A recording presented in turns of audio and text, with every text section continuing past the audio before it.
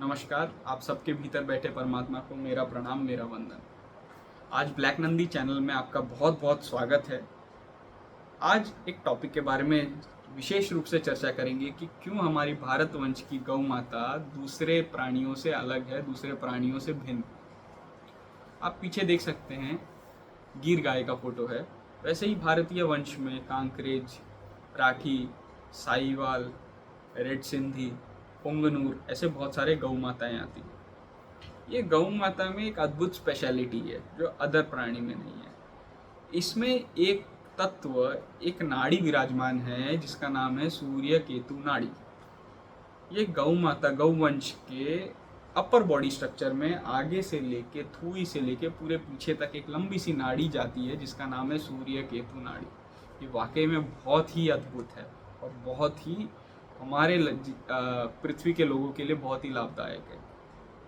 जो सूर्य केतु नाड़ी है, जैसे ये नाम सजेस्ट करता है, सूर्य केतु यानी सूर्य से लेके केतु तक पूरे सौर मंडल, पूरे ब्रह्मांड, जो पृथ्वी के बाहर अलग अलग जगह से, सूरज से सनलाइट आता है, मून से मूनलाइट आता है, फिर अलग अलग ग्रह से जो एनर्जीज पृथ्वी में आती है ना, वो एनर्जीज ये गौ माता एब्जॉर्ब करती है। ये सूर्य केतु नाड़ी के थ्रू वो तरंगे एब्जॉर्ब करके अपने गव्यों में लाती है। इतनी ताकत है अपनी भारतीय वंश की गौ माता में। तो सूर्य केतु नाड़ी का इसीलिए नामकरण ऐसा है सूर्य केतु कि ये पूरे सौर मंडल की ऊर्जा को अपने अंदर समा सकती है। तो कई लोग ऐसा बोलेंगे, ऐसा थोड़ी हो सकता है, ये तो हमारे सिर्फ बुक्स में लिखा रहता है, हमारे सिर्फ स्पिरिचुअल टेक्स्ट में लिखा रहता है कि गौ माता पूजने योग्य है, उसमें सूर्य केतु नाड़ी है। ऐसा थोड़ी होता है कि कोई ऐसा एब्जॉर्ब कर सकता है।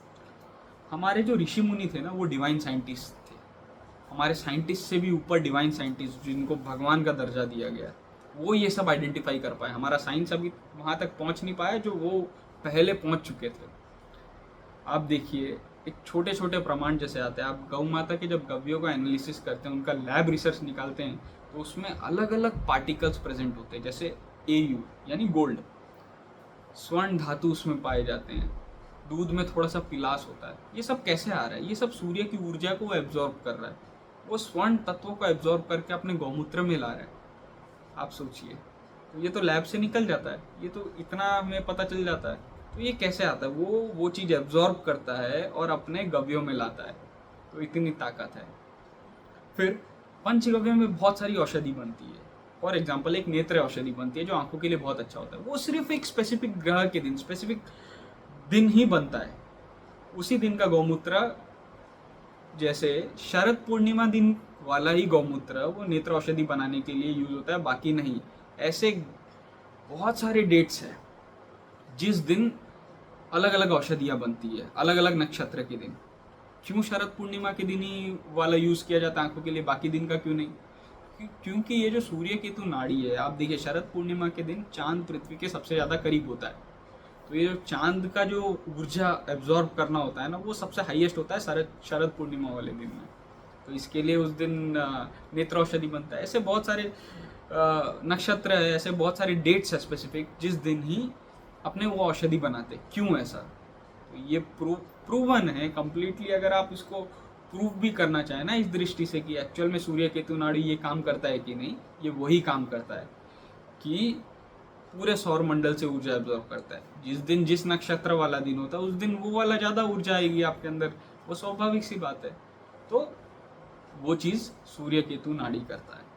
तो आप वैसे ही देखेंगे कि कई दिन गव्यों, जैसे फॉर एग्जांपल मॉनसून के टाइम में जब भारी बरसात का टाइम होता है, तो बादलों से आसमान घिरा रहता है, उस दिन का आप देख लीजिए गौमूत्र या गाय के गव्य, उसमें जो तत्व आएंगे ना, वो बहुत कम आएंगे कंपैरेटिवली अदर दिन, जिस दिन बादल ढके हुए नहीं होंगे, क्योंकि वहाँ से पूरी ऊर्जा गौ माता एब्जॉर्ब करती है।